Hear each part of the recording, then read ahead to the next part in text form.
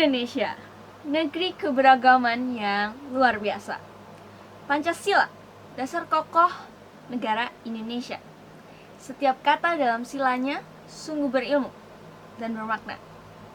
Indonesia hari ini dan esok hari membawa tantangan yang siap menghadang, khususnya di era disrupsi ini. Disrupsi adalah sebuah era di mana terjadinya inovasi, perubahan secara besar-besaran yang mengubah sistem, tatanan, landscape pada cara-cara yang baru. Bagaimanakah Pancasila? Apakah tantangan yang ada untuk Pancasila di era disrupsi ini? Bagaimanakah pendapat mahasiswa Indonesia tentang Pancasila di era disrupsi ini? Inilah hasil wawancara saya kepada 3 mahasiswi di Indonesia tentang Pancasila di era disrupsi.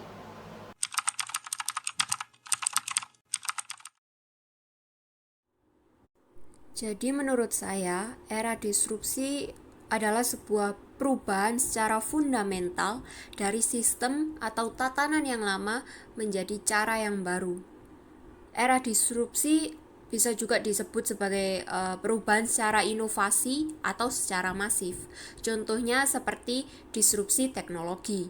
Pada zaman pandemi akhir tahun ini, teknologi sangat mendominasi dunia gitu. Apapun pekerjaan, pendidikan, semuanya pusatnya itu teknologi. Seperti contohnya lapangan pekerjaan, kafe-kafe, rumah makan yang berada di beberapa negara sekarang karyawannya bukan lagi manusia, melainkan sebuah robot gitu. Jadi manusia sudah tergantikan oleh robot. Seperti itu pemahaman saya mengenai era disrupsi. Jadi yang aku tahu tentang era disrupsi itu adalah era yang dimana banyak terjadi perubahan besar-besaran, entah itu dari sistemnya atau tatanannya dan juga ke hal-hal lain di sebuah negara.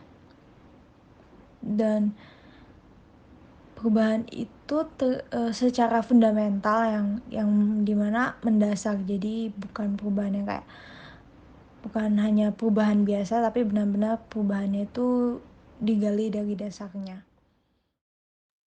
Apa yang kamu ketahui tentang era disrupsi?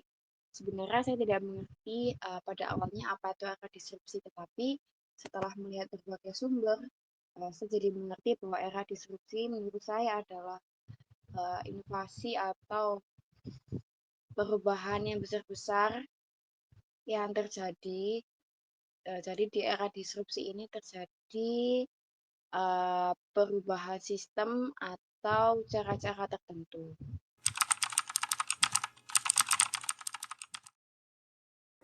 Menurut saya, tantangan uh, di era disrupsi yang mengarah pada Pancasila pada generasi muda itu seperti anak-anak generasi muda akan mudah terpengaruh hal-hal buruk dari luar yang tidak sesuai dengan Pancasila dan tradisi kita.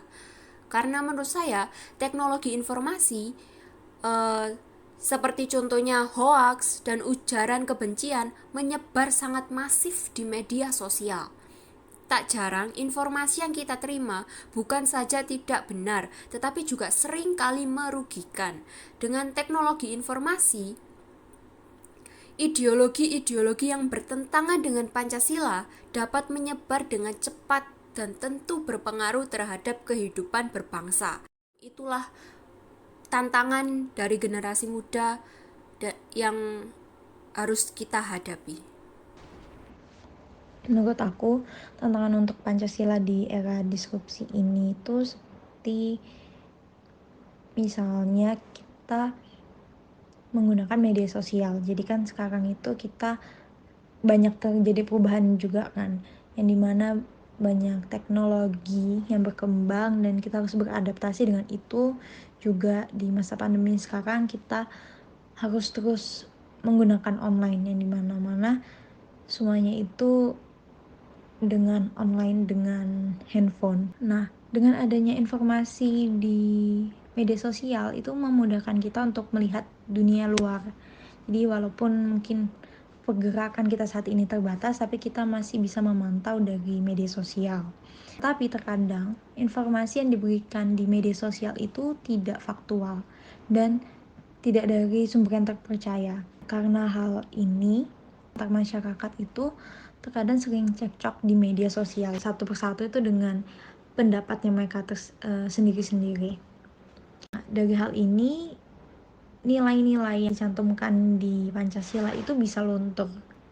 Akhirnya bisa menimbulkan masalah, bisa menimbulkan konflik tersendiri antar masyarakat. Tantangan apa saja yang ada untuk Pancasila di era disrupsi? Jadi kalau menurut saya, ketika era disrupsi ini melanda atau sudah dijalankan oleh suatu negara yang pastinya jika dikaitkan dengan Indonesia pasti uh, mungkin ada satu hal tertentu yang seharusnya itu ditanam atau diisi oleh nilai-nilai kepancasilaan. Tapi karena inovasi perubahan besar-besar itu sehingga mengubah sistem, jadinya mungkin bakal ada satu atau dua nilai-nilai Pancasila atau sistem Pancasila yang akan tergeser. Seperti itu.